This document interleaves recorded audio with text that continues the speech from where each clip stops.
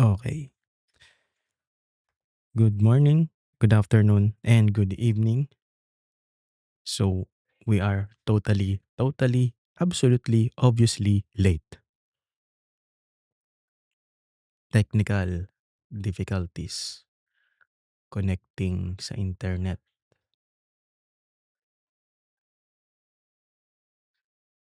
If you're watching this video, you are watching this sa record mode. Hindi tayo naka-live stream ngayon. Pero naka-live stream pa rin naman tayo sa araw ng Sabat, which is February. Ano ba date ngayon? Nalaman date. February 28 pala. No? So, bukas, Sunday, March 1 na. We give praise to the Most High, Ahaya, Asher, Ahaya, and to Yeshaya, whom the world calls Jesus Christ, and to the Holy Spirit, Wa, Rawak, Kadash. Pagpapatuloy po natin yung Israelite Awakening natin at nasa lesson number 8 na po tayo at pinamagatang Our Captivity, which is Introduction. So, broader perspective to about captivity o pagkabihag natin.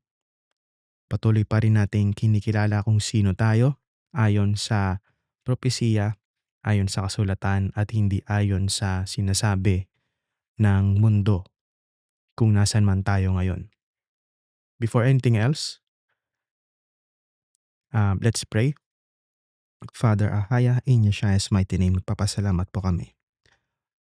With a humble and contrite heart, humihingi po kami ng kapatawaran, forgiveness from all unrighteousness, wickedness, and all uncleanness na aming nagawa in front of you, lalo na po in the Sabbath day. We ask for your guidance through the power of the Holy Spirit, our Mother, for wisdom, understanding, and knowledge. Use me as a vessel because the glory belongs to you, not mine. And I ask by the power of your Son, Yeshua, whom the world calls Jesus Christ, our Savior Yeshua, to guide me and lead me by the power of His Spirit. Use me as a vessel. All the glory belongs to you, Father, in Yeshua's mighty name. Amen. We will start in Psalm 92. Wait lang, check ko kung talagang nagre-record to. Ayan. So, again, we are not in live stream mode kasi ang hirap ng internet connection ko sa ngayon. So, nakita nyo ang daming mga upcoming event at upcoming schedule ba yun? Doon sa channel ng End Time Revelation dahil nahihirapan ako sa internet. So before anything else, Psalm 92, a psalm or song for the Sabbath day. It is a good thing to give thanks unto the Lord, and to sing praises unto thy name, O Most High.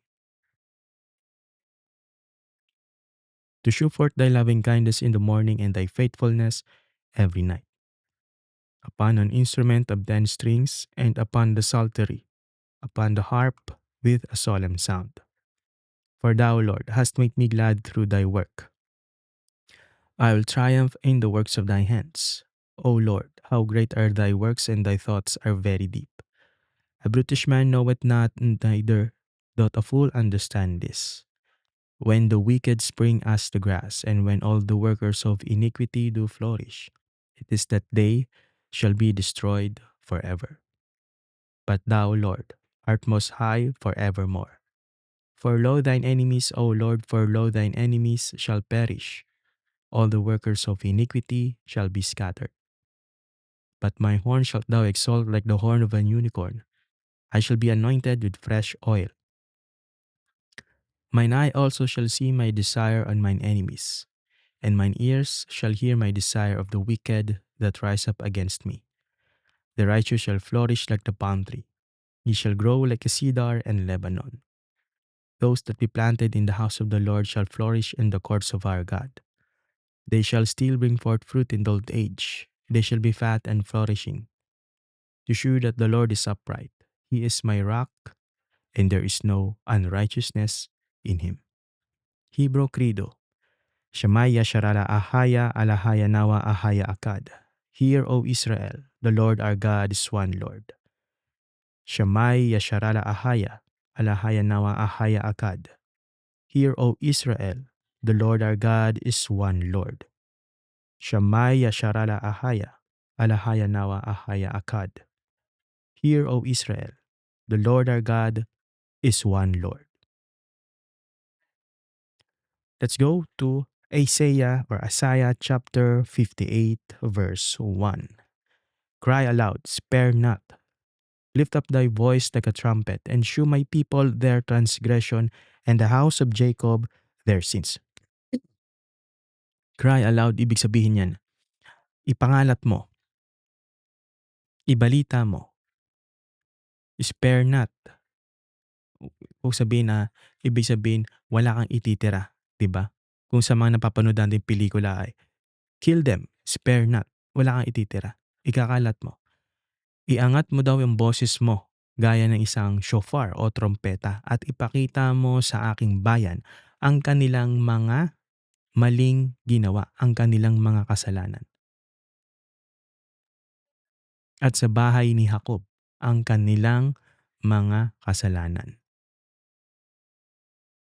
Ang introduction na ito, brothers and sisters, in Yeshaya, hindi lamang siya nagfo-focus sa pagkagising ng Israel o kung sino tayo. Pagkagising din ito ng mga hintil na malaman nila kung ano ang nangyari kay Israel. Na kung bakit sinasabi sa Psalms, kung bakit na pilit nagkakaroon ng ah, confederacy laban kay Israel. Naburahin ang pangalan ni Israel, maaring sa history, maaring sa prophecy, dahil maraming ayaw, maraming galit kay Israel. Pag sinabing Israel, hindi lamang yung si Jacob. Yun po yung Israel, 12 tribes.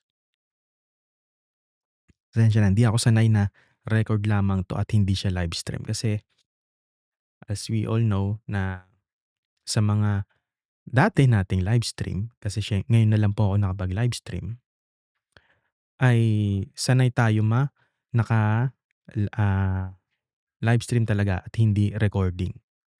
So forgive me. At least meron pa rin tayong pamamaraan kung paano maibahagi natin sa ating mga kapatid at sa iba ang kanyang salita, ang kanyang ebanghelyo. So hindi lamang nakafocus ito kay Israel kundi sa lahat. So before we go to Egypt, sa pagkabihag sa Egypt, ah, ang pagkabihag na sinasabi dun sa Judges, sa Babylon, Captivity, Persian, Greece and Rome, kailangan muna natin maunawaan kung bakit tayo napunta o ang ating mga ninuno, lalo na sa panahon ngayon, kung bakit tayo nasa lugar sa current situation natin. Technically speaking, we are still in captivity, although we are not more in physical, but higit sa lahat mental at spiritual captivity. We are not out of captivity until we are in the New Jerusalem. Ibig sabihin, hanggat wala pa tayo sa New Jerusalem, nandun pa rin tayo sa tinatawag na captivity or spiritual, sa tawag doon, spiritual captivity. Just like that. Now we will go to Isaiah chapter 1 verses 3 and 4. The ox knoweth his owner, and the ass his master's crib. But Israel doth not know, my people doth not consider. Verse 4. A sinful nation, a people laden with iniquity. Anong tinawag kay Israel? Dahil hindi niya kilala ang kanyang owner, samantalang yung ox, samantalang yung ass, kilala niya ang kanyang master. Pero si Israel hindi. Anong tinawag kay Israel? Isang makasalanang nasyon. A people laden with iniquity. A seed of evil doers. So sa mga Israelite camps nga tinatawag nilang evil ay white man, di ba? Pero dito sa sinasabi sa Isaiah, sino daw ang evil doer? Yung white man ba? o si Israel na kanyang hinirang? Children that are corrupters. O, tingnan niyo, hindi lang pala yung flood control, yung mga nasa ano ngayon, kapangyarihan, nasa politika, yung corrupters. Bagkus, sino daw? Si Israel. Bakit? Because they have forsaken the Lord. They have provoked the Holy One of Israel unto anger.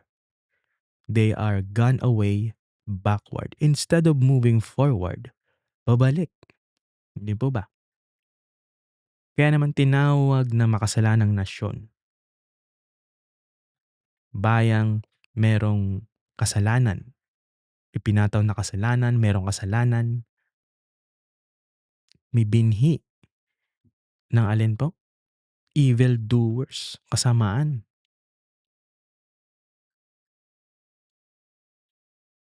Children that are corrupters. Mga anak na, mga anak ng ano, ng korupsyon. O anak ng mga gumawa ng korupsyon. Dahil forsaken. Pag sinabing forsaken, tinalikuran ang Diyos. Ginalit natin whether we like it or not. Ang Panginoon. Kaya naman tinawag tayong makasalanang nasyon. At dahil sa pagkatalikod natin, hindi na natin siya kinilala o nakilala. Dahil generation to generation to generation, kasamaan na ang namamayagpag. Di po ba? Jeremiah chapter 9 verses 3 and 6.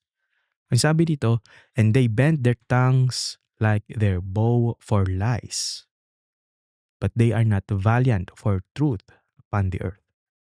For they proceed from evil to evil, and they know not me, saith the Lord. Sino po pinapatungkulan dito mga kapatid?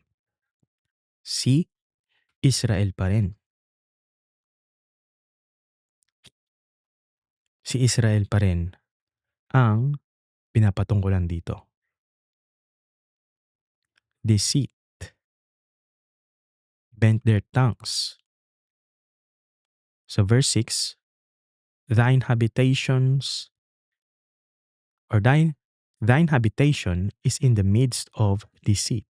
Through deceit, they refuse to know me, saith the Lord. Patuloy po natin up to this day, up to the present times. Because we all know, we are in the last days.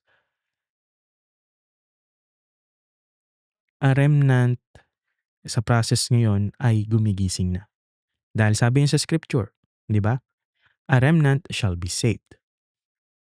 But we have to make sure that we belong to that remnant.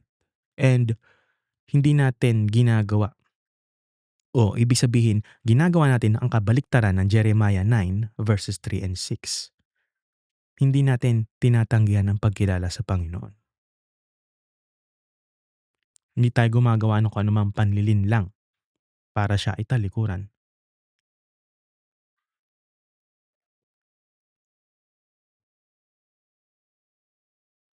Because anytime, anytime pwede nang magbalik ang ating Panginoon na tinatawag na Jesus Christ ng mundo. But if we want to go with Him in the New Jerusalem, we have to make sure that we are walking righteously with Him. We are not refusing to know Him. Actually nga, mas madali pa nga itong walk na to compare sa mundo.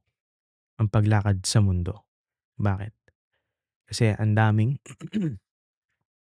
ang daming ibibigay, i-offer ng mundo sa iyo, mga temptasyon, tukso, anumang klaseng tukso. At matatalisod ka, madadapa ka. At marirealize mo na lamang na sana hindi ko na lang pala ginawa yun. Because majority of us making decisions in life, isang maling desisyon, maraming maaapektuhan. Hindi lang ikaw. lalo na kung pamilyadong tao ka na. Isaiah chapter 57 verses 3 and 4. But draw near hither, ye sons of the sorceress, ye the seed of the adulterer and the whore. Against whom do you sport yourselves? Against whom make ye a wide mouth, and draw out the tongue? Are ye not children of transgression, a seed of falsehood? Oh, hindi po ba yan din yung nabasa natin kanina sa Isaiah 1? Seed of evildoers, children of the corrupters. Di ba? Ang lahat ng ito, mga scriptures na ito ay pinapatungkol hindi sa mga hintil, bagkos sa tinawag na sinful nation, si Israel.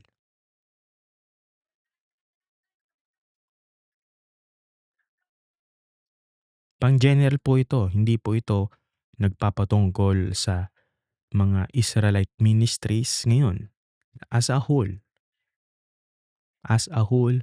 if you consider yourself children of Israel. Also, to Gentiles na they choose to follow the laws, the commandments, the statutes of God. Ano ibig sabihin nun? They observe the feast days, they observe the dietary law, they observe the Sabbath day.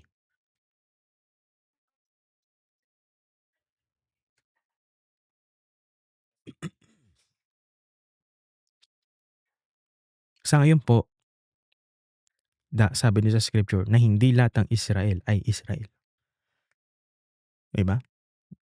O sige, patungkulan na rin natin yung iba na masyadong ah,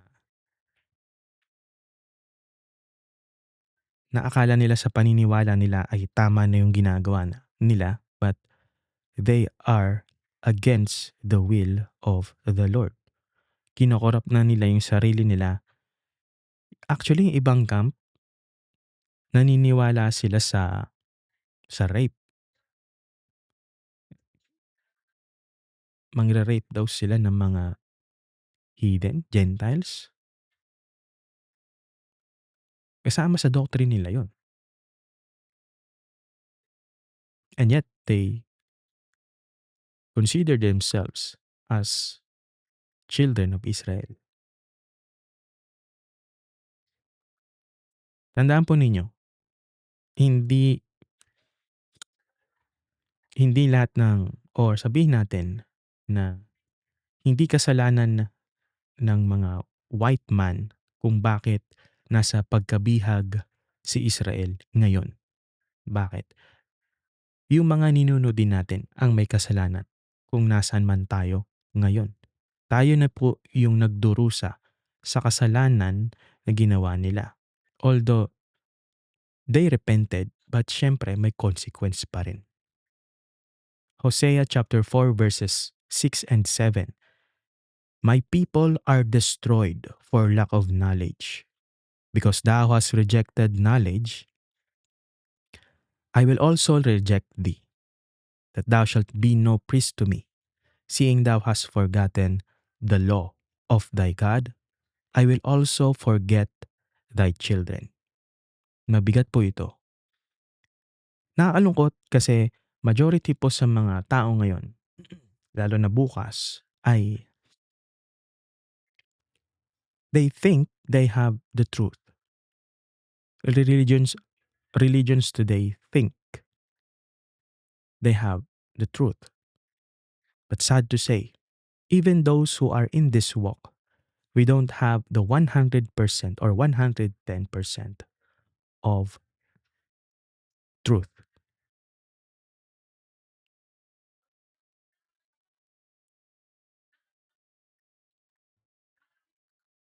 Wala pong ministry sa mundo ang merong 100% truth.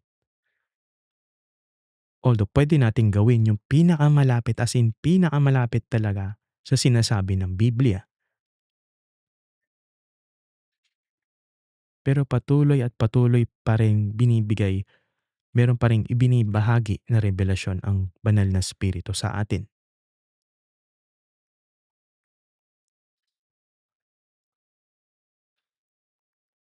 Naalala ko yung story ni Ezra nga, eh, sa Apocrypha. Ito imagine niyo lang, analogy. Tinanong niya yung nagtanong siya sa Panginoon na kung bakit ganito yung mga nangyayari. Si Israel ginagawa naman ang lahat pero bakit parang nandito pa rin sa hindi magandang sitwasyon si Israel, pero hinirang niya si Israel na kanyang anak. Pero bakit parang hindi walang, pag-unlad si Israel samantalang yung mga nasyon na hindi na kumikilala sa kanya ay sagana. Samantalang si Israel namumuhay sa scarcity. Samantalang other nation in abundance.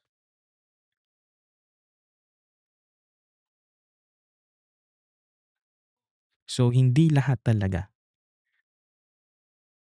even in the prophets of old, ay merong 100% truth. Kung ano lamang yung ibinigay sa kanila na propesiya at impormasyon, doon lamang. Nage-gets niyo? So how much more pa sa mga nasa religion today? Major religions, Catholic or slash Christians, Islam, yung Judaism, actually Catholic and Christianity, para sa akin iisa lang yun, eh. Yung bang pre-Constantine period, sabihin natin gano'n. Hmm. Ay, pre-ano pala, sorry, pre-Reformation period, iisa lang 'yun. Tawag sa kung Catholic ka dati, Christian ka. Samantala ngayon 'di ba, humiwalay dahil sa Reformation, ang dami ng tawag. Hmm. 'Pag sinabing, "Are you a Christian? Are you a" yes, may gano'n 'di ba? Tapos sasabihin nila Catholic pala sila. Ta's yung iba naman sasabihin Roman Catholic. So, confusion because gano'n pa rin yung mga tao na 'yun. 'Di natin masasabi kung kailan sila gigisingin ng banal na espiritu. Kasi nanggaling din naman tayo diyan, isa sa mga major religions today. Kaya inalis tayo, kaya mapalad tayo. Hindi hindi tayo swerte. Before the foundation of the world talagang nakaayos na 'yan. Pero tandaan niyo po, hindi nanghihimasok ang Panginoon sa will ng tao, kundi binibigyan niya tayo ng option. Oops, meron pang alikabok. Lalo na kapag, nabasa o sa mga kapatid natin na hindi alam ang Apokripa o first time narinig ang Apokripa at kung narinig man ang Apokripa ay tinatanggihan, alam niyo na napakaraming impormasyon dun sa Apokripa na sumasalamin talaga sa canon version ngayon na inalis. Because majority sa Apokripa, hindi ito sa ano, issue ng history, error daw sa history, sa doctrine, hindi ang pinaka-issue dito kasi sa Apokripa kaya inalis. Doon sasalamin kung gaano kabigat ang pagsunod sa commandment ng Diyos. My people are destroyed for lack of knowledge. Yung canon version natin, kulang pa yan. Well, sa iba pa nga, mas accept nila ang Ethiopian Bible kesa King James Version. Kasi nga naman ang Ethiopian Bible, mas matanda talaga sa King James. At hindi yan nabahira ng Western touch. I don't know kung tama ba talaga yung mga na-research ko about Ethiopian Bible. Pero majority sa nagsasabi sa kanila na preserve nila kung ano talaga yung um, untainted o hindi siya altered na salita. Verse 7, as they were increased, si Israel, so they sinned against me, Israel.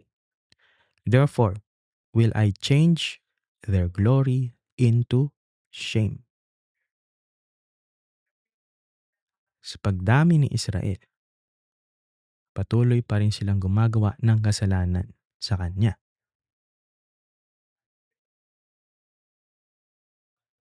At babaguhin ng Panginoon ang kaluwalhatian dapat natin sa kahihiyan. 'Di ba? 'Pag nakagawa nga tayo ng kasalanan sa totoo lang, gaano man kabigat yung kasalanan, hiyang-hiya tayo, 'di ba? Sorry tayo ng sorry. Kasi nga nakakahiya naman talaga.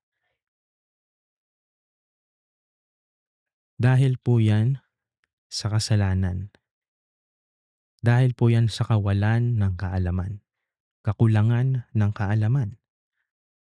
I-precept natin 'yan sa Exodus chapter 3 verse 10. Come now therefore, and I will send thee unto Pharaoh, that thou mayest bring forth my people, the children out of Israel.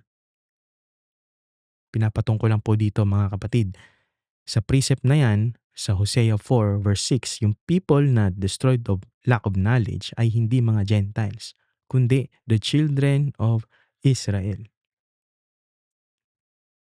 Isaiah chapter 5 verse 13. Sino to? Children of Israel pa rin. Therefore my people are gone into captivity, because they have no knowledge, and their honorable men are famished, and their multitude dried up with thirst. Walang ibang nasyon ang pumunta sa matinding pagkabihag, tanging si Israel lamang. Excuse me.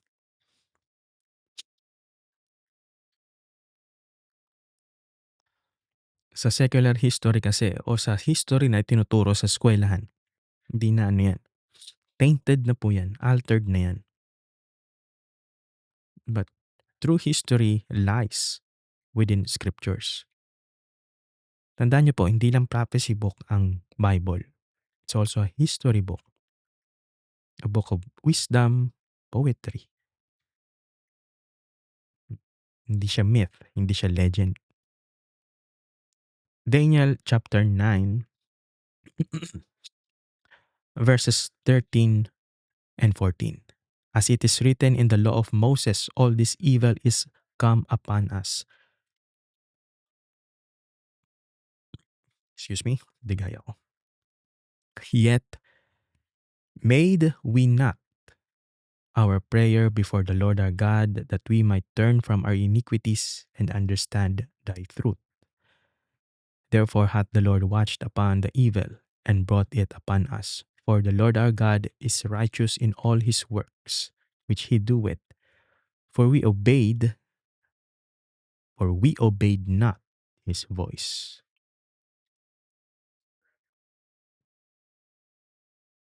Okay, we are still recording. Good to go. Sorry, hindi ako sanay ng naka-record mode lang. Ibinigay po ng Panginoon lahat sa atin ito, itong mga kasamaan na to. Dahil hindi tayo, keyword, obey. Sabi dito sa verse 14, for we obeyed not his voice. Yun po yung consequence na ginawa ng mga forefathers. And right now, we suffer. As simple as that. Hosea chapter 4 verses 1 and 2. Hear the word of the Lord, ye children of Israel, for the Lord hath a controversy with the inhabitants of the land, because there is no truth, nor mercy, nor knowledge of God in the land. By swearing and lying and killing and stealing and committing adultery, they break out. And blood toucheth blood. Saan ba ito? May mga commandments, particularly sa Ten Commandments. Di ba? Thou shalt not commit adultery. Thou shalt not steal. Di ba? Thou shalt not commit murder. Ganyan. Swearing and lying, nasa Proverbs yata to. Di ba? Ganun ka-importante ang Ten Commandments. Kahit na marami pa nagsasabi ng mga preachers elders, bishops, that the laws are done away with. No. Ibig sabihin gina-justify nila ang kasalanan sa pagsabi ng the laws are done away with. And para sa kanila, wala ng bisa ang Ten Commandments. And all you have to do is believe. Yun lang, maniwala ka lang. Trust. Maniwala ka lang, tiwala ka sa Panginoon.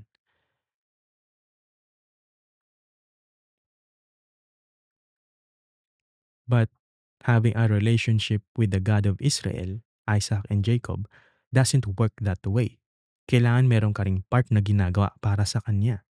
Para mag-work yung relationship nyo. Di ba? Parang sa boyfriend, girlfriend, ganyan. Tapos hanggang sa mag-asawa. Kailangan wino-work out nyo yung relationship ninyo. Hindi lang isa yung nag-work out. Micah chapter 6 verse 2. Hear ye, O mountains, the Lord's controversy, and ye strong foundations of the earth.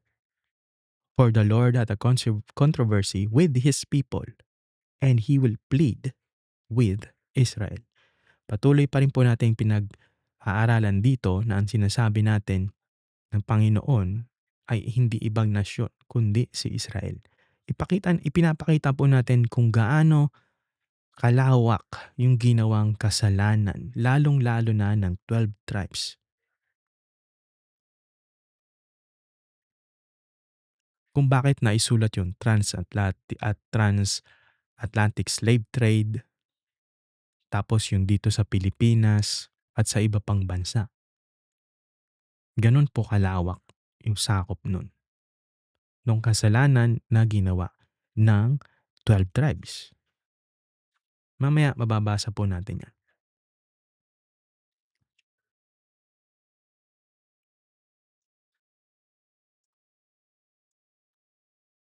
Jeremiah chapter 4 verse 22. For my people is foolish, they have not known me. They are sottish children, and they have none understanding. They are wise to do evil, but to do good, they have no knowledge. Bakit? Parang kanina lang yan sa Hosea 4:6. My people are destroyed for lack of knowledge. Mas ginugusto pa nga natin ang gumawa ng kalokohan. Meron pa nga tayong kaalaman sa paggawa ng kalokohan, sa kasamaan, kaysa paggawa ng mabubuting bagay.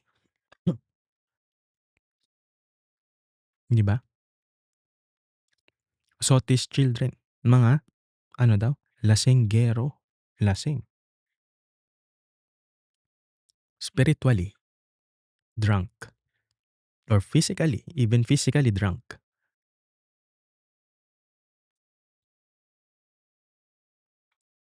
Nakakalungkot po, di ba? He will change their glory into shame. Kahihiyan po ito, pero dapat nating may bahagi. Zechariah chapter 7 verses 11 and 12. At sa ganitong kahihiyan, dapat na tayong matuto. Nang sa ganon, we considered ourselves one of the remnant. Nang sa ganon, mapunta po tayo sa New Jerusalem. Yun po yung goal, pinaka-goal. Di naman goal natin na manalo sa loto. Kundi mapagtagumpayan po natin yung buhay na to kasi yung buhay na susunod, eternity na yun. Ito kasi dito, temporary lang. Yung susunod na buhay, yun ang eternity. Verse 11, but they refused to hearken and pulled away the shoulder and stopped their ears, that they should not hear. Imagine, ang Panginoon pa talaga, ang Holy Spirit pa, ang makulit lagi, di ba? Sa pamamagitan ng mga propeta. Pero refuse, tinanggihan, tumanggi. Pulled away the shoulder. Ano ibig sabihin nun? Parang sa kaibigan mo, tropa mo, di ba? Inaano ka sa balikat pero ginaganon mo. Ayoko. Ayoko makinig dyan. Ganun scenario. Verse 12, yea, They made their hearts as an adamant stone. Sabi nga pusong bato. Lest they should hear the law and the words which the Lord of hosts had sent in his spirit by the former prophets. Therefore came a great wrath from the Lord of hosts. Cause and effect. Di ba? Ayaw nyo. Ayaw nyo makinig. Kahit na maraming mga propeta, prophets, plural, ang ibinigay ng Panginoon. Pero ayaw nyo pa rin, sige, tikman nyo yung galit ng Panginoon. Up to this day, syempre, kung hindi natin palalambutin ang ating puso at hindi natin ibababa ang ating pride, great wrath from the Lord of hosts ang matitikman natin. Ngayon, ganun pa rin, the same chapter, ba tayo ng 13 and 14. Excuse me. Therefore it is come to pass that as he cried, and they would not hear, so they cried, and I would not hear, saith the Lord of hosts. Hmm. Kahit na maraming pagkakataon ang binigay hanggang sa ma-realize mo na mali ka, huli na ang lahat. Sabi, so they cried, and I would not hear. Di niya napakikinggan yung iyak natin. But I scattered them with a whirlwind among all the nations whom they knew not. Thus the land was desolate after them. Daglag pa. That no man passed through nor returned. For they laid the pleasant land desolate.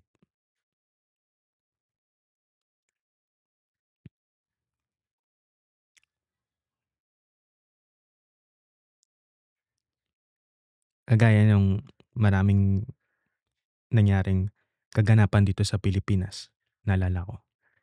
Particularly doon sa Cebu, 'di ba? Notorious ang Cebu sa mga idols. Notorious 'yun. Maraming mga old churches, historical churches, 'di ba?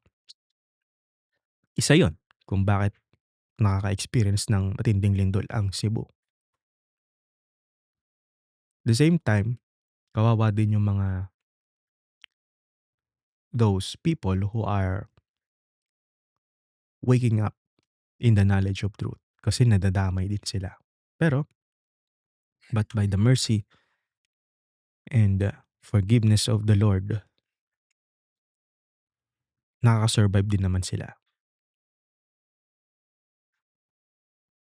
Let's go to Jeremiah chapter 4 verse 22.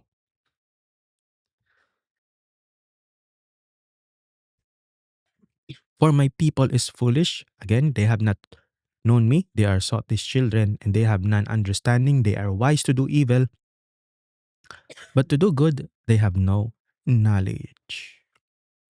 Precept natin yan sa Romans chapter 1 verse 22. Professing themselves to be wise, they became fools. Majority sa mga nasa religions today, nasa mga churches today, yung mga leaders nila sa pulpit, who thinks that the laws are done away with, who thinks that they have the truth.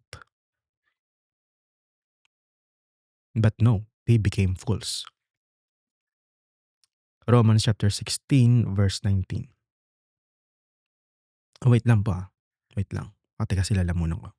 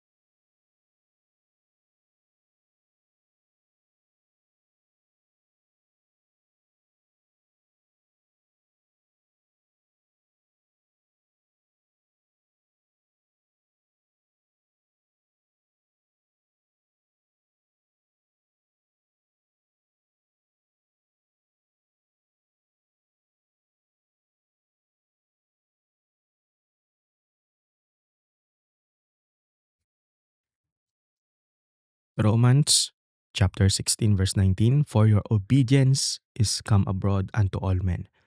I am glad therefore on your behalf, but yet I would have you wise unto that which is good and simple concerning evil.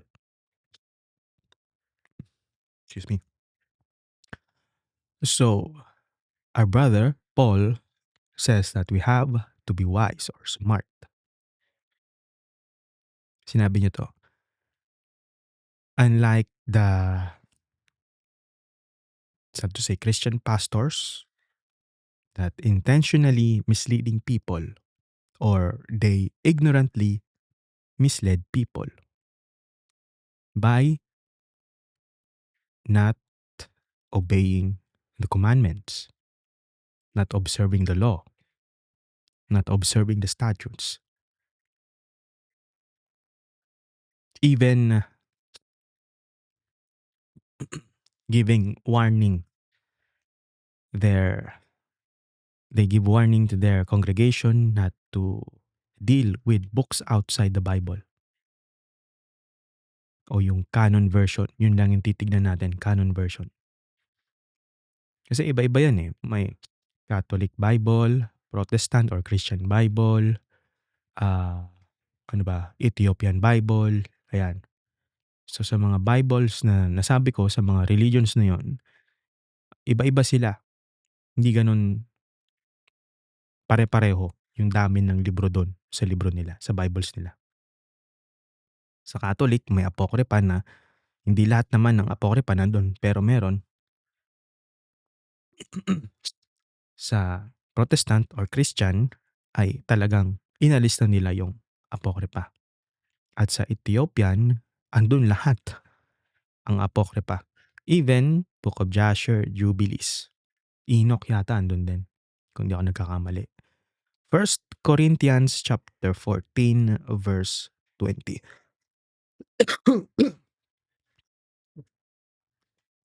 Sorry, Makati pala lamunan ko. So, but first, we will never build a spiritual relationship with the Most High if we don't understand Him. Diba? Because major religions today, they think that they understand the Most High. They understand Him by dealing that the laws are done away with. Diba?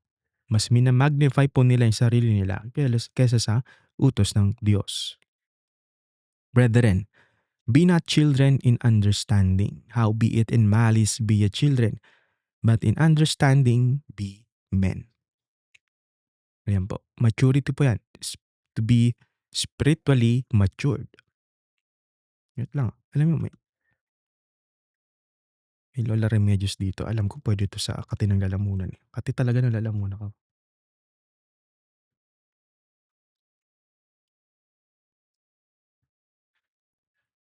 Wait lang po. Inumin ko lang.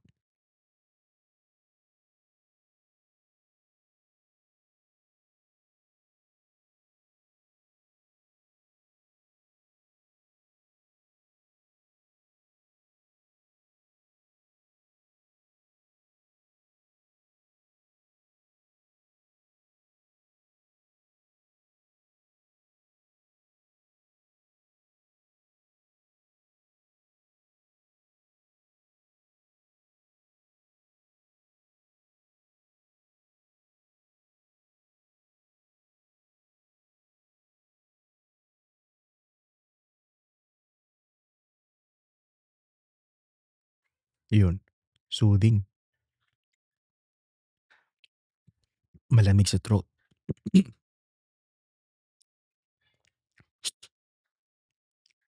So the scripture wants us to become spiritually matured. Hindi lang physically matured, but spiritually matured. Jeremiah chapter 7 verses 23 to 28. But this thing commanded I them, saying, obey my voice, and I will be your God, and ye shall be my people. And walk ye in all the ways that I have commanded you, that it may be well with or that it may be well unto you. But they hearken not, nor incline their ear, but walk in the counsels and in the imagination of their evil heart. Sabi nga sa scripture, di ba? The heart is deceitful above all things, and went backward and not forward.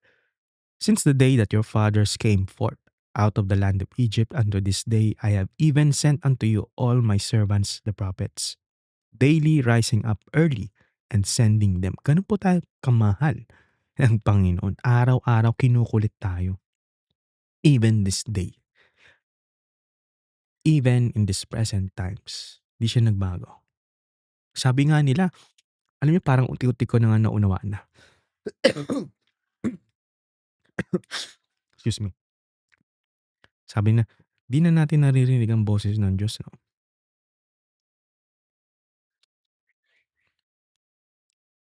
Pero dati, di ba?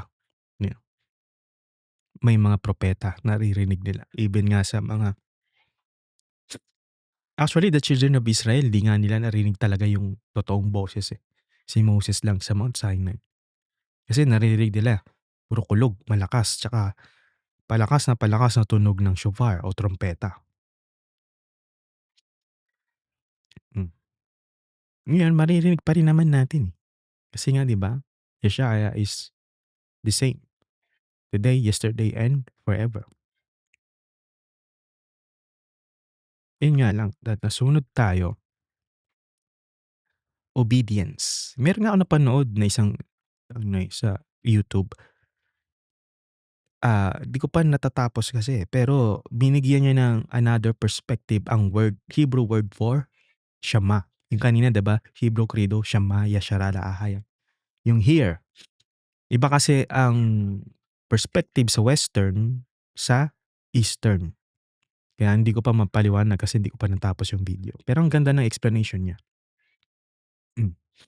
Pag sinabi daw here, 'di ba sa mga magulang, pagka sinabi natin sa mga anak natin, pagka gumawa ng mali, tas pinangaralan o pinagalitan natin. Sa huli nating salita, sinasabi natin, nauunawaan mo na ba ako? Narinig mo ba ako? O yung ganong term, narinig mo ba ako? Yung sinabi ko. Pag sinabi mong narinig mo yung sinabi ko, ibig sabihin nun, na-internalize mo ba o na-meditate mo ba yung mga sinabi ko sa'yo? Hindi yung gaya sa Western thinking na yung here ay narinig lang, ganon. Literal na narinig. Pero sa Eastern, iba pa yon. Broader perspective pa yung here. Kasi hindi lang yan sa here, pag sinabing here, hindi lang yan listen.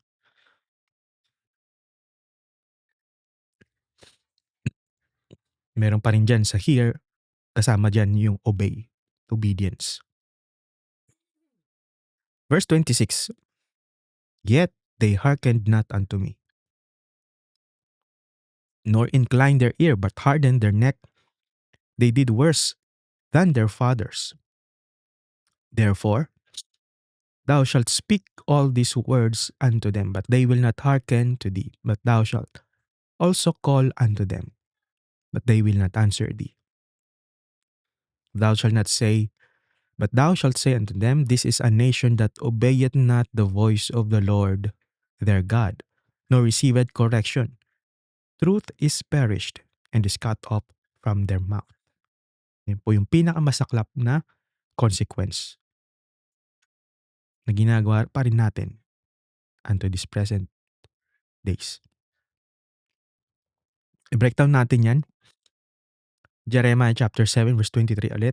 But this thing commanded I them, saying, obey my voice, and I will be your God.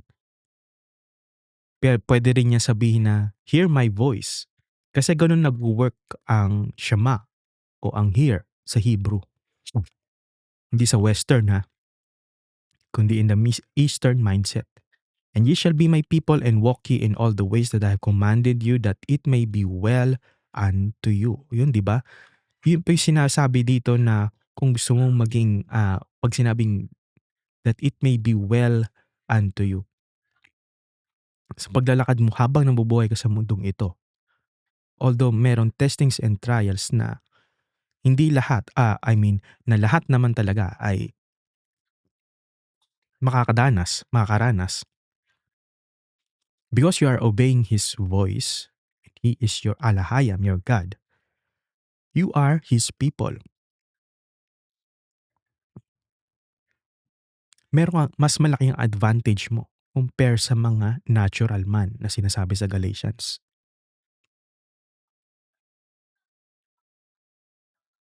Kasi nga yung mga prophets of old nga, 'di ba? Dumaan din sa testings. Tinest din yung faith nila. Lalo na kay Abraham, 'di ba? Tinest din. Even sa Panginoon, tinest din siya. Paano siya tinest? Yung 40 days and 40 nights niya, 'di ba? Bago talaga, yun yung pinaka-testing niya. Bago maisakatuparan ang lahat ng mga kaganapan sa kasulatan, sa propesya patungkol sa kanya. So marami rin siyang pinagdaanan. Madami din. At alam din ng Panginoon ang mga nararanasan natin ngayon. Yung mga temptations, sin. Kasi nga, naramdaman niya kung paano maging tao. Naranasan niya.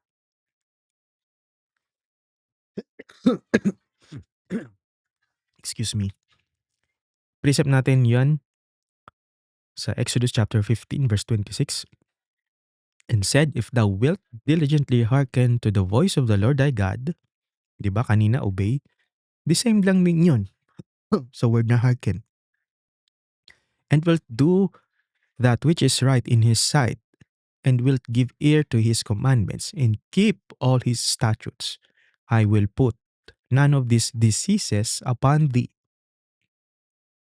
which I have brought upon the Egyptians.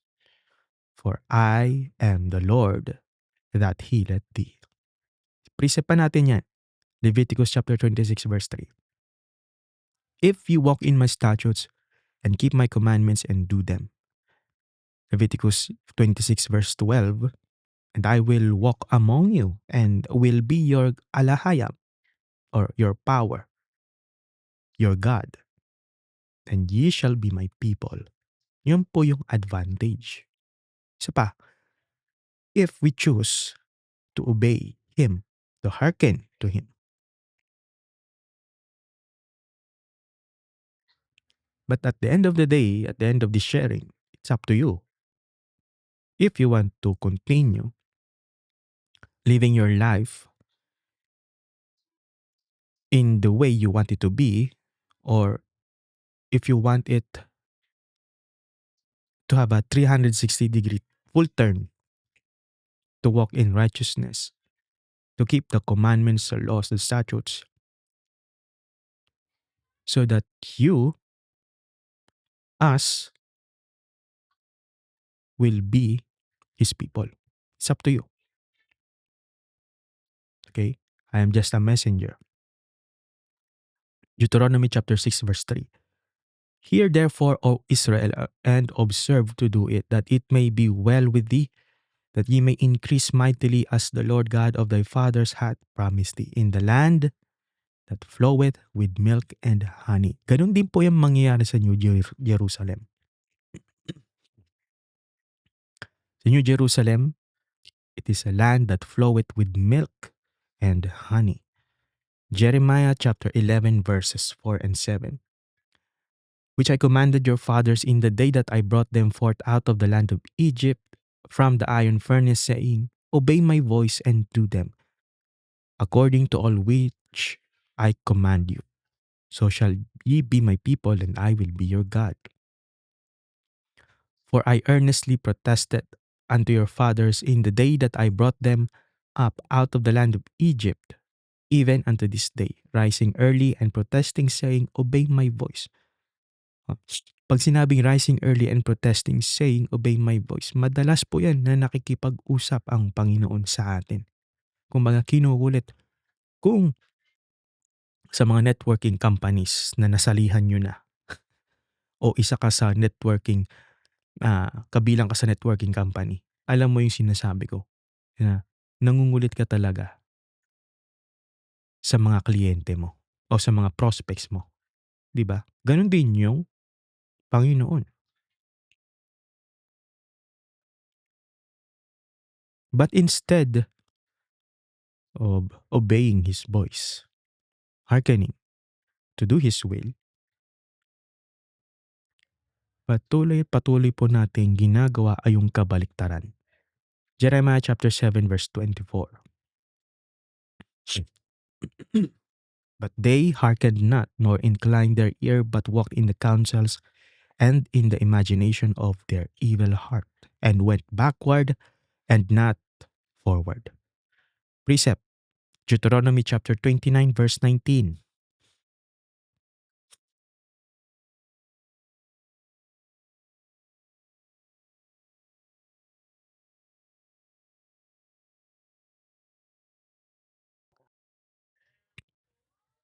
And it came to pass, when he heareth the words of this curse, that he blessed himself in his heart, saying, I shall have peace, though I walk in the imagination of mine heart, to add drunkenness to thirst. Diba? Ito yung mga ilusyon ng sinasabi ng mga tao sa Galatians na natural man. Ilusyon ng mga taong akala nila okay lang ang lahat. Sinasabing, okay naman ako, wala naman akong problema. 'Di ba? Masaya naman ako kung ano meron ako. Okay lang 'to. Wala naman akong inaagrabyadong tao. Di naman ako masamang tao. 'Di ba?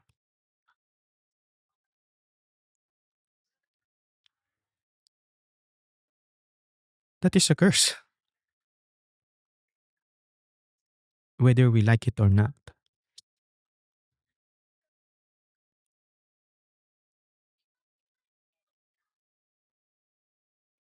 And all the things that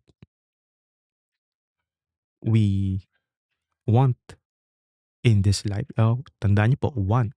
Gusto natin sa buhay na ito. Hindi yung kailangan natin sa buhay na ito, eh. Mas madalas yung gusto natin sa buhay na 'to. Yun yung itinatanim natin sa puso natin.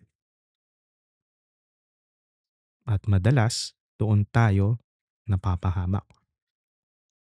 Jeremiah chapter 7 verse 25. Since the day that your fathers came forth out of the land of Egypt unto this day, I have even sent unto you all my servants the prophets, daily rising up early and sending them. Ngayon, i-precept natin ito since mahal tayo ng Panginoon.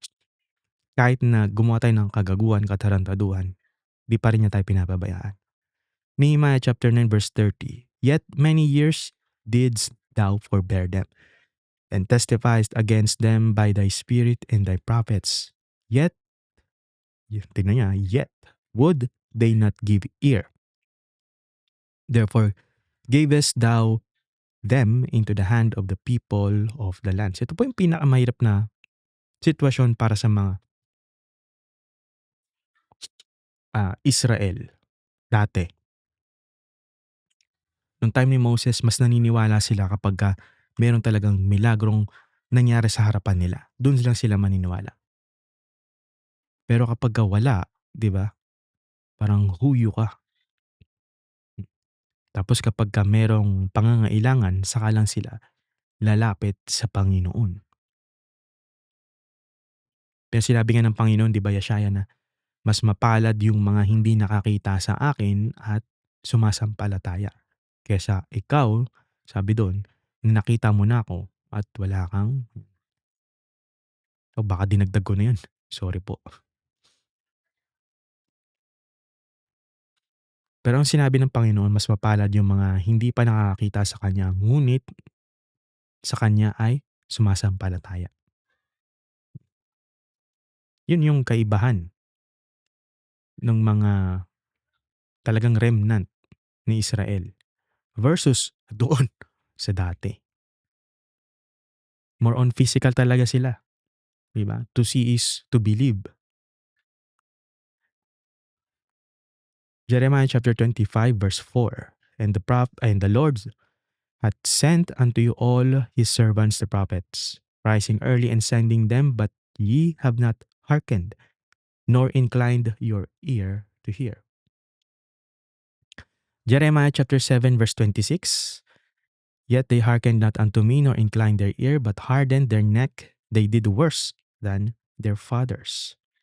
Di ba? Ang lupit.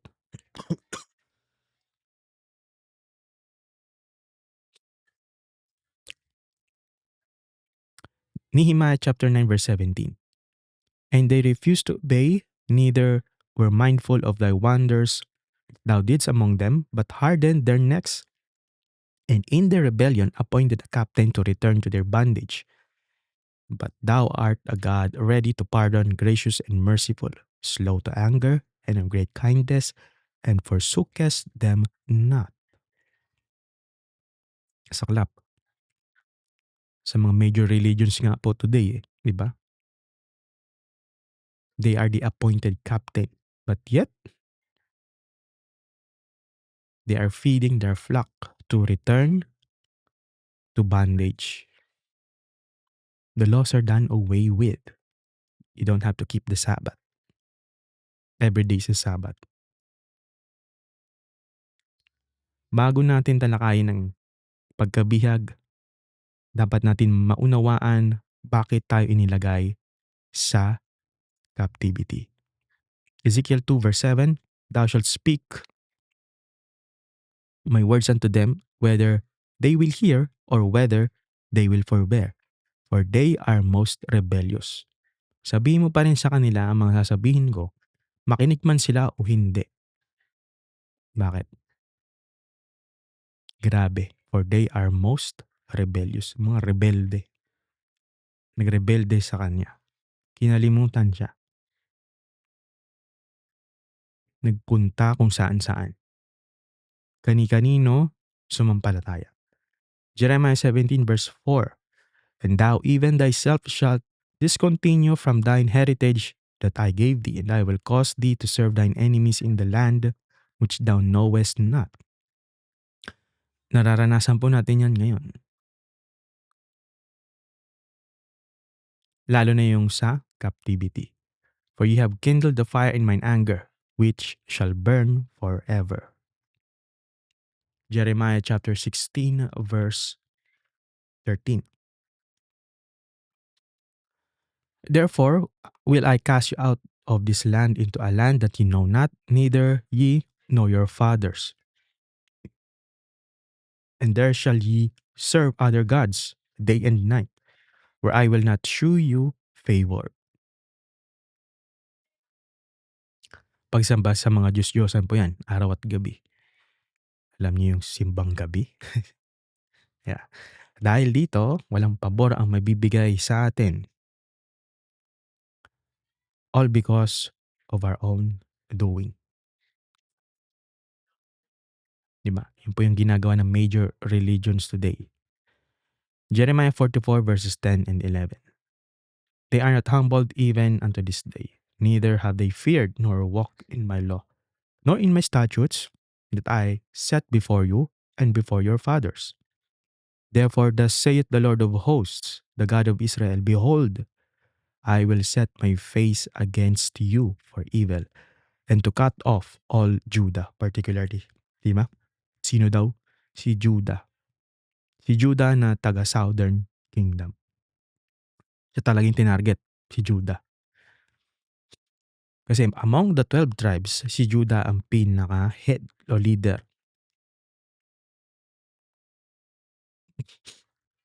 Proverbs chapter 28 verse 14, happy is the man that feareth always, but he that hardeneth his heart shall fall into mischief.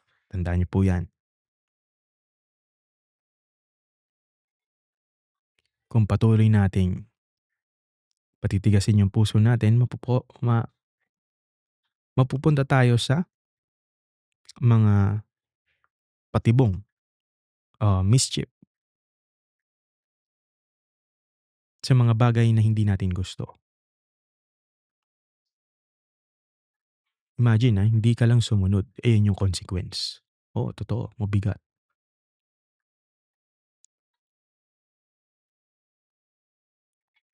Leviticus 17 verse 10, "And whatsoever man there be of the house of Israel or of the strangers that sojourn among you, that eateth any manner of blood, I will even set my face against that soul that eateth blood, and will cut him off from among his people."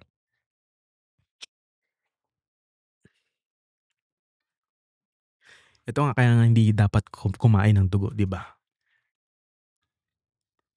Maka-cut off tayo, aalisin tayo. Kasi Israel 'yan. Marami pang bagay ang ginawa natin para mapunta po tayo sa pagkakagapos. Jeremiah 21 verse 10, "For I have set my face against this day for evil and not for good, saith the Lord. It shall be given into the hand of the king of Babylon, and he shall burn it with fire." Amos 9 and 4, "And though they go into captivity before their enemies, thence will I command the sword, and it shall slay them.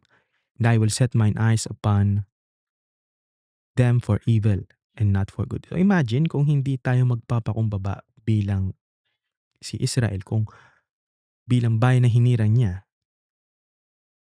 tayo ay malilipol. Tandaan niyo po yan. Of course, I'm talking to the remnant. I'm talking now to the remnant. Those of you who call yourselves Israelites. Isaiah 29 verse 13. Kasi ayaw naman natin lipulin tayo, di ba, ng Panginoon. Whether sakit man yan, o sakuna, trahedya, o panibagong pandemya, ayaw natin yun. Wherefore the Lord said, "For as much as these people draw near with their mouth and with their lips do honor me, but have removed their heart far from me, and their fear toward me is taught by the precept of men." Yan. Majority of the so-called preachers today, those pastors, teachers, elders, bishop, online preachers, never teach people to repent, to keep the commandments, and even to cast out demons.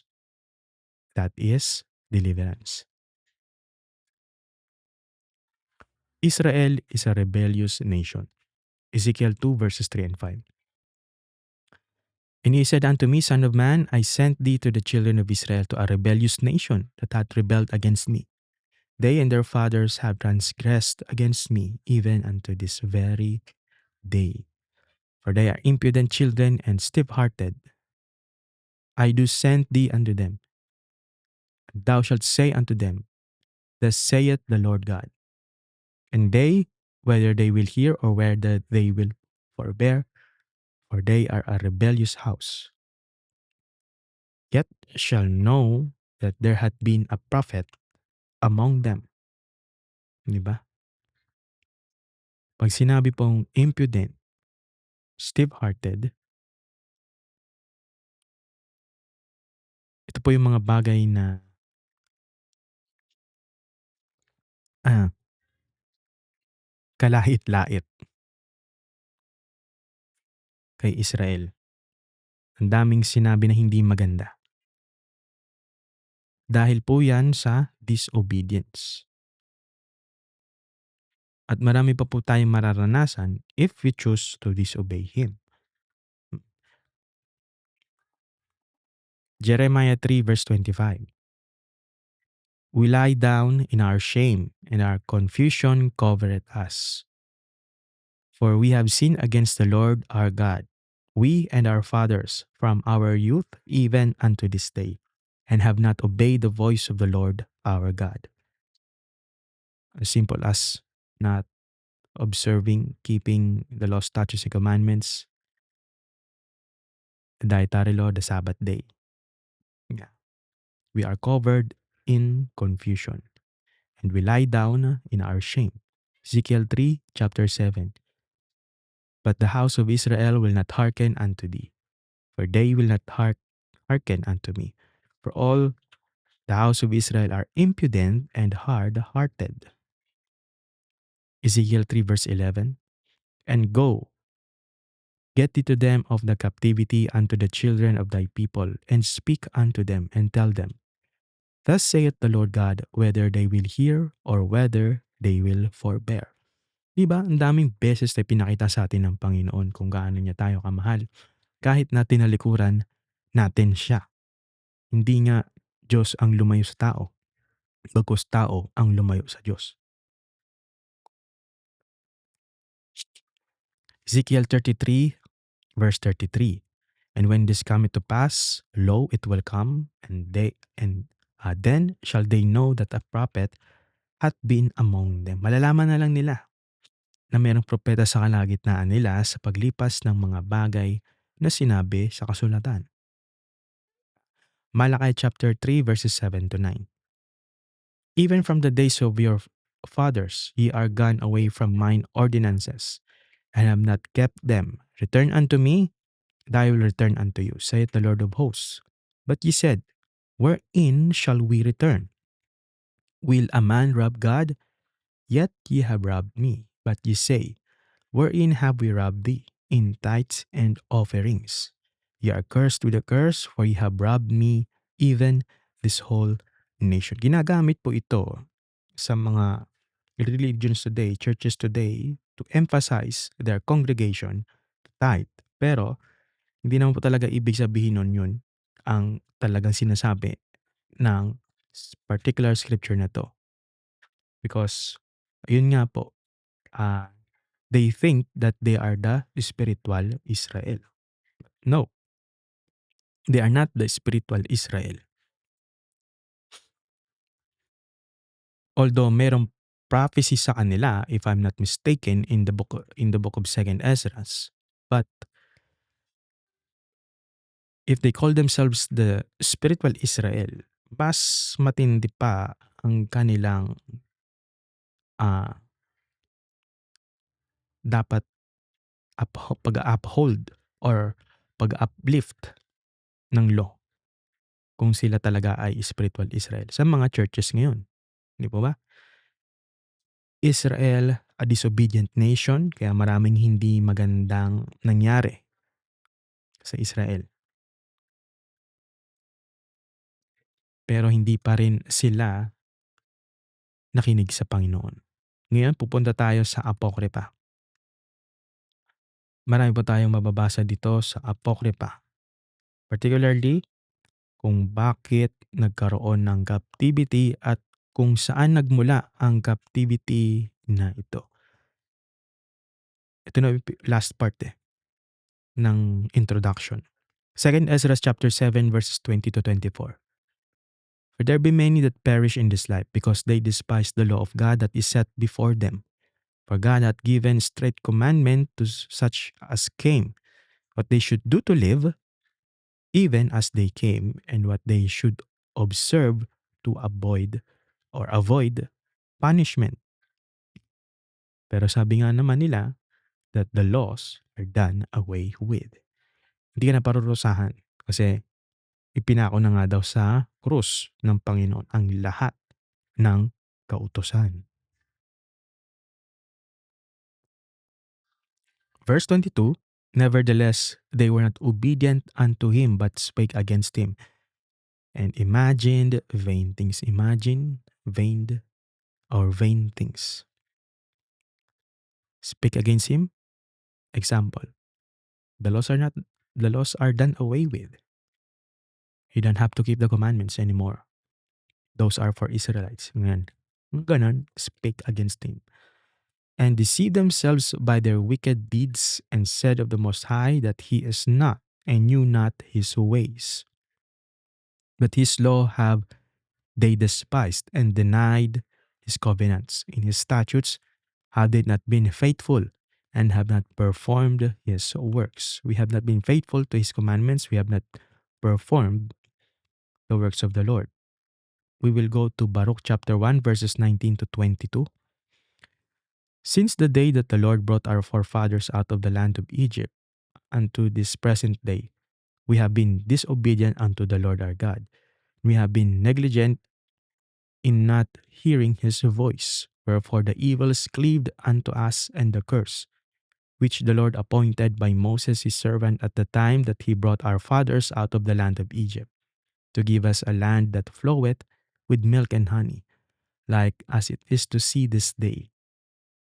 Nevertheless, we have not hearkened unto the voice of the Lord our God, according unto all the words of the prophets whom he sent unto us. But every man followed the imagination of his own wicked heart, to serve strange gods and to do evil in the sight of the Lord our God.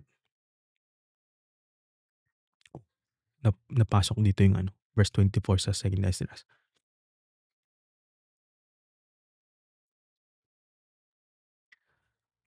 So patuloy po nating binibigyan ng emphasis yung not hearkening, not listening, not obeying to God, our forefathers, even today, those who choose to follow their wicked heart. Diba sabi nga ulit sa scripture, uh, heart is deceitful above all things. Who can know it? Ecclesiasticus chapter 11 verse 14. Prosperity and adversity, life and death, poverty and riches come from the Lord. So the Most High is the one responsible for all aspect in this life. He is the source, sabi nga nung sa ministry. He is the source, origin, and supply, sabi nila. Ecclesiasticus chapter 2 verse 11. For the Lord is full of compassion and mercy, long-suffering and very, hindi lang siya pitiful bagkus very pitiful, and forgiveth sins and save it in time of affliction.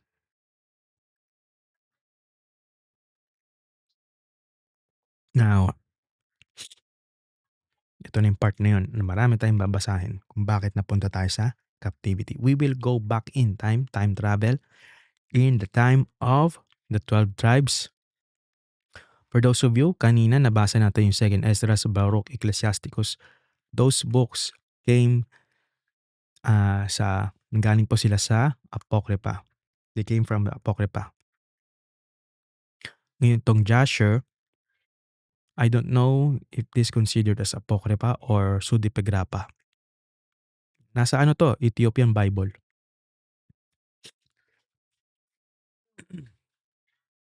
In fact, not all of the 12 tribes may kinalaman, but 9 of the 12 tribes are involved in this uh,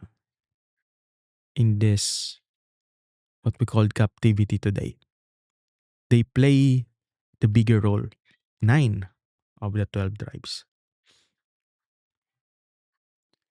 So we will go to Joseph muna. Jasher chapter 41 verses 4 to 6.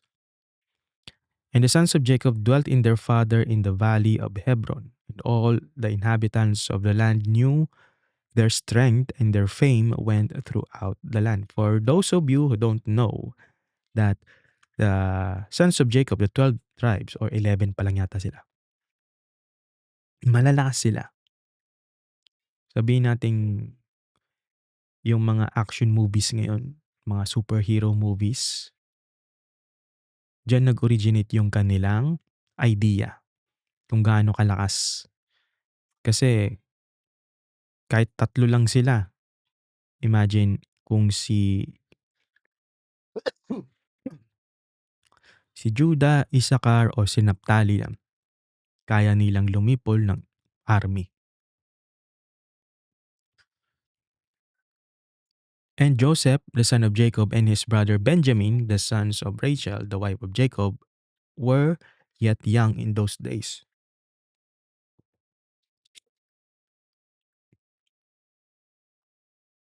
And did not go out with their brethren during the battles in all the cities of the Amorites. And when Joseph saw the strength of his brethren and their greatness, he praised them and extolled them. But he ranked himself greater than them and extolled himself above them. Si Joseph yan. Sa Tagalog, pinuri niya yung mga kapatid niya sa kalakas. Sa kalakasan nila, pinuri niya. Pero, di ba, but he ranked himself greater than them. Imagine, bata pa siya yan, di pa siya nakakasali sa mga labanan sa gera. Pero niranggo niya na yung sarili niya na mas mataas sa mga kapatid niya. A little narcissist.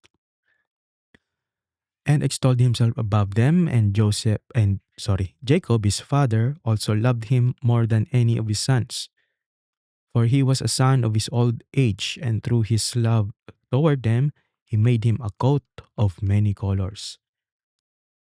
Talon po tayo ng verses 7 to 12. Doon pa rin, the same chapter. Excuse me. And when Joseph saw that his father loved him more than his brethren, he continued to exalt himself above his brethren, and he brought unto his father evil reports concerning them. And the sons of Jacob, seeing the whole of Joseph's conduct toward them, and that their father loved him more than any of them, they hated him and could not speak peaceably to him all the days. Diba? Dahil sa pagmamahal o favoritism ni Jacob kay Joseph, marami nang nangyari ay hindi na naging good terms yung mga kapatid niya sa kanya. And Joseph was 17 years old, and he was still magnifying himself above his brethren, and thought of raising himself above them. And at that time he dreamed a dream, and he came unto his brothers and told them his dream. And he said unto them, I dreamed a dream, and behold, we were all binding sheaves in the field. And my sheaf rose and placed itself upon the ground, and your sheaves surrounded it and bowed down to it. And his brethren answered him and said unto us, and his brethren answered him and said unto him, What meaneth this dream that thou didst dream? Dost thou imagine in thy heart to reign or rule over us? Sa Tagalog, simplihan na lang natin paliwanag. Ano ibig sabihin ng panaginip mo? Ibig sabihin ba nito na luluhod kami sa hayo, sa harap mo, at ikaw yung mamumuno sa amin? And he still came and told the thing to his father Jacob, and Jacob kissed Joseph when he heard these words from his mouth, and Jacob blessed Joseph. Tuwa pa si Jacob, pero tignan na lang natin sa susunod. Verses 13 to 17 in the same chapter, Joshua 41. And when the sons of Jacob saw that their father had blessed Joseph and kissed him, and that he loved him exceedingly, they became jealous of him and hated him the more. After this, Joseph dreamed another dream and related the dream to his father in the presence of his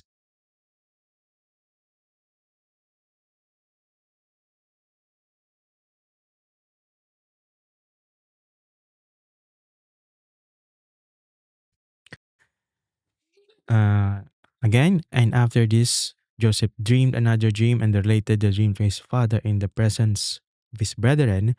And Joseph said unto his father and brethren, Behold, I have again dreamed a dream, and behold, the sun and the moon and the 11 stars bowed down to me. And his father heard the words of Joseph and his dream, and seeing that his brethren hated Joseph on account of this matter, Jacob therefore rebuked Joseph before his brethren on account of these things, saying, What meaneth this dream which thou hast dreamed? And this magnifying thyself before thy brethren who are older than thou art? Dost thou imagine in thy heart that I and thy mother and thy 11 brethren will come and bow down to thee, and thou speakest these things? And his brethren were jealous of him on account of his words and dreams, and they continued to hate him. And Jacob reserved the dream in his heart.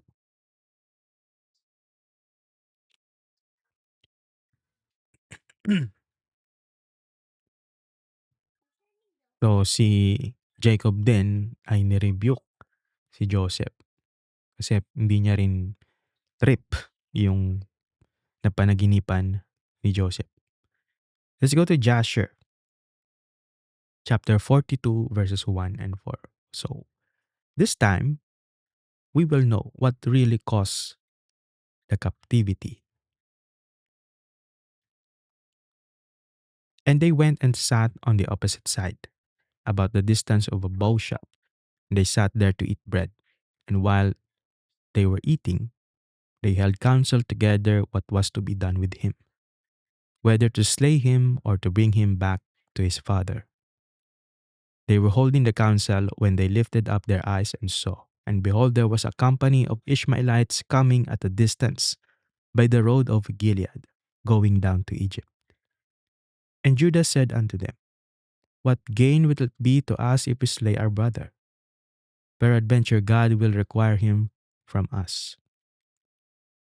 This then is the counsel proposed concerning him, which you shall do unto him. Behold, this company of Ishmaelites going down to Egypt. Now therefore, come, let us dispose of him to them, and let not our hand be upon him, and they will lead him along with them. And he will be lost amongst the people of the land, and we will not put him to death with our own hands. And the proposal pleased his brethren, and they did according to the word of Judah. First, convicted Judah. The southern kingdom. The tribe of Judah suffered the transatlantic slave trade. Sino po sila ngayon? Yung mga sinasabi nilang Negroes, di ba? Yung mga napapanood natin sa Hollywood na offended sila pag sinabi niyong N-word. The African Americans. Yan. Sila po yun. At diyan po nagmula ang linya ng ating Panginoong Yeshaya. Next, Joshua chapter 43 verses 1 and 2.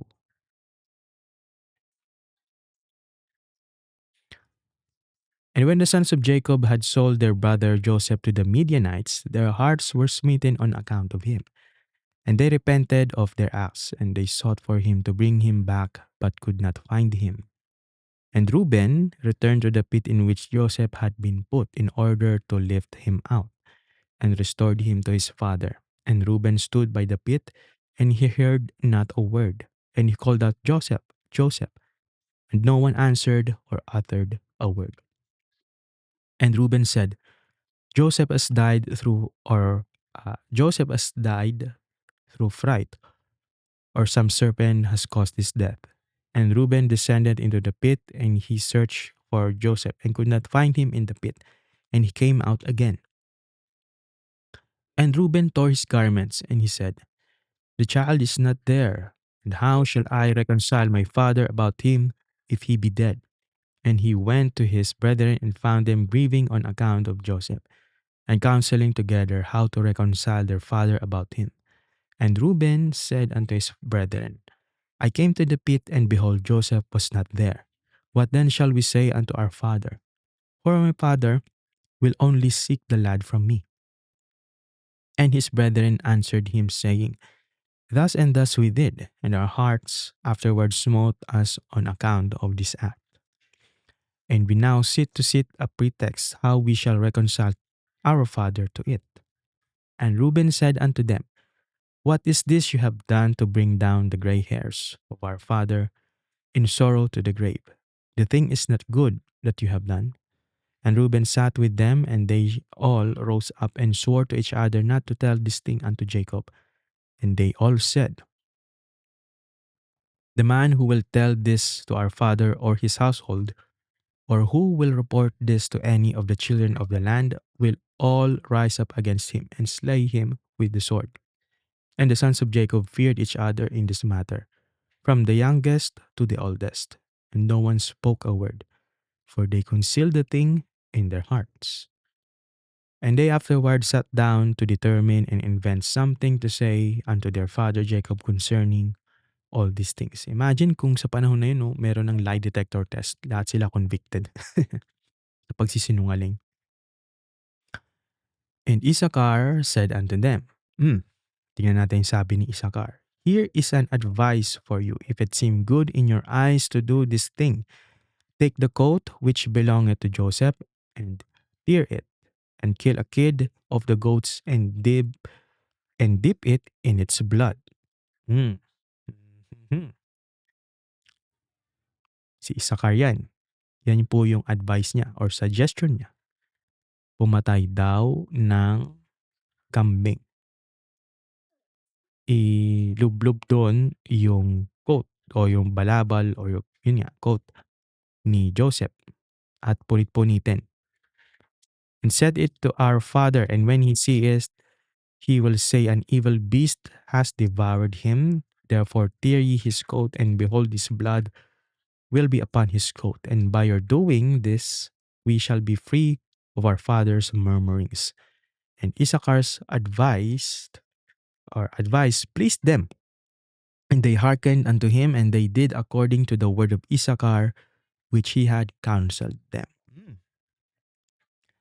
And they hastened and took Joseph's coat and tore it. And they killed a kid of the goat and dipped the coat in the blood of the kid, and then trampled it in the dust. And they sent the coat to their father Jacob by the hand of Naphtali. And they commanded him to say these words. Bakit si Naphtali? Si Naphtali kasi runner to eh. Nabilis tumakbo to. Siguro doon nakuha yung idea ni Flash or ni Quicksilver. We had gathered in the cattle and had come as far as the road to Shechem and farther. When we found this coat upon the road in the wilderness, dipped in blood and in dust, now therefore know whether it be thy son's coat or not.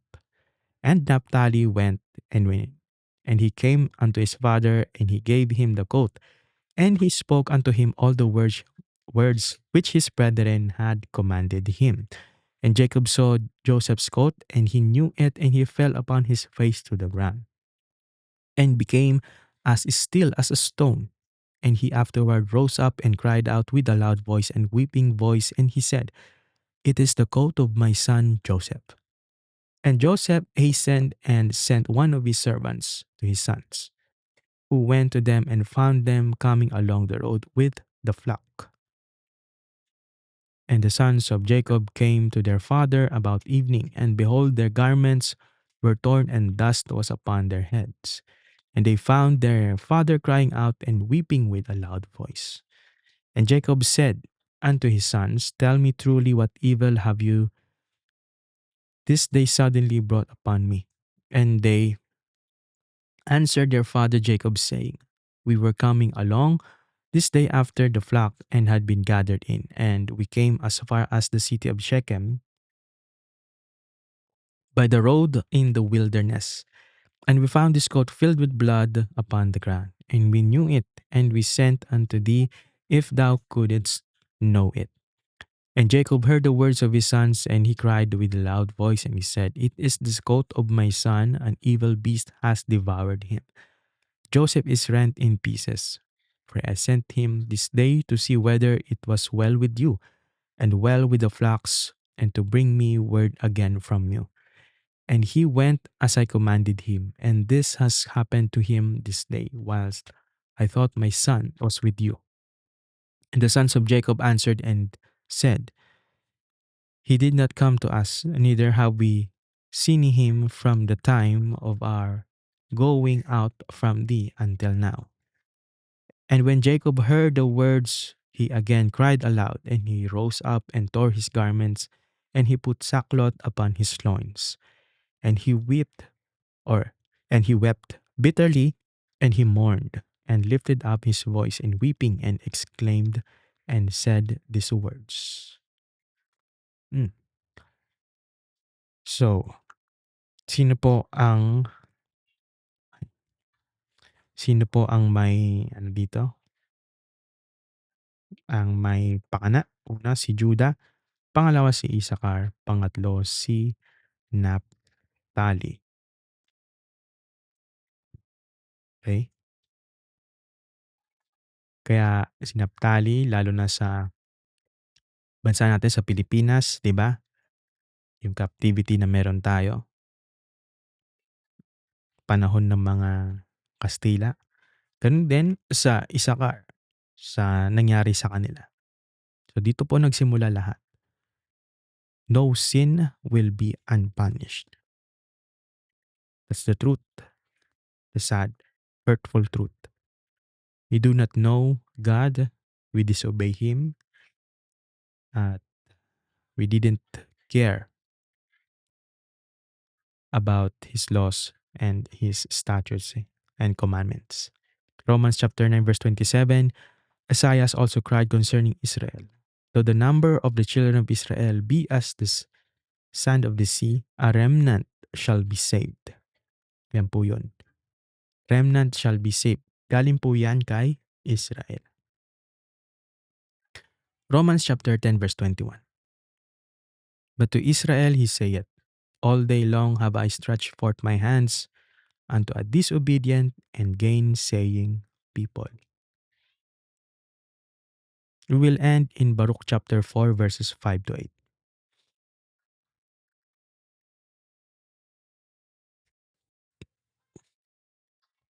Be of good cheer, my people, the memorial of Israel.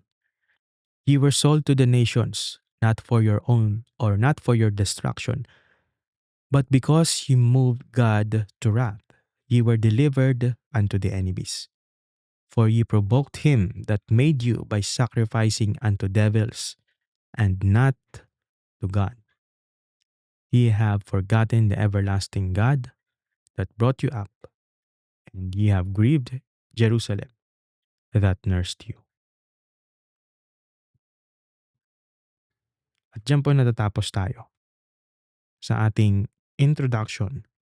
So mahaba pa po yan kasi per captivity po yung ating maibabahagi po sa susunod na ating hopefully sa makapag-livestream na tayo na maayos sa pamamagitan din ng maayos na connection sa internet.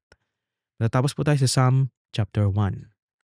Blessed is the man that walketh not in the counsel of the ungodly, nor standeth in the way of sinners, nor sitteth in the seat of the scornful. But his delight is in the law of the Lord, and in his law doth he meditate day and night. And he shall be like a tree planted by the rivers of water, that bringeth forth his fruit in his season. His leaf also shall not wither, and whatsoever he doeth shall prosper. The ungodly are not so, but are like the chaff which the wind driveth away. Therefore the ungodly shall not stand in the judgment, nor sinners in the congregation of the righteous. For the Lord knoweth the way of the righteous, but the way of the ungodly shall perish. Ito po natatapos ang ating lesson number 8 of our Hebrew Israelite Awakening. Give praise to the Most High, Ahaya Asher Ahaya, and to Yeshaya, whom the word calls Jesus Christ, and to the Holy Spirit, Wa Rawak Kadash.